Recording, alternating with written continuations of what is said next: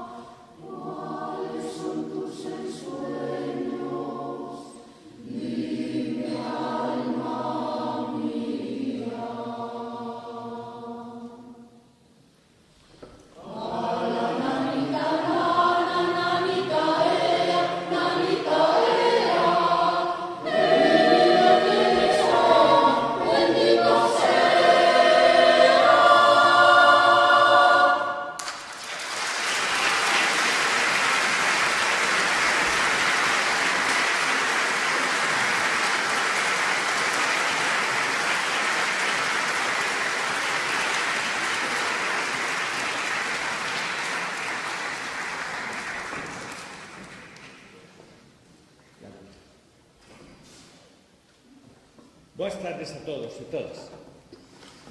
Imos a cantar agora un villancico castelán moi coñecido e moi pouco valorado. As cousas que temos preto sempre as queremos menos ou pensamos que son menos valiosas.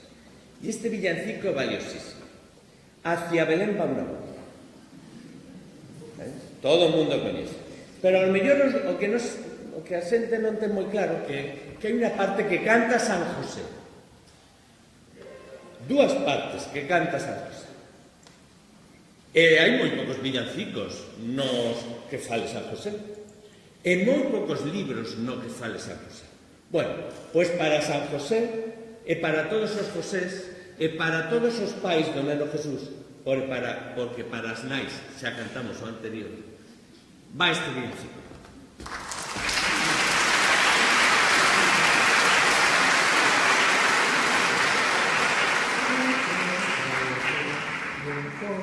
Dum dum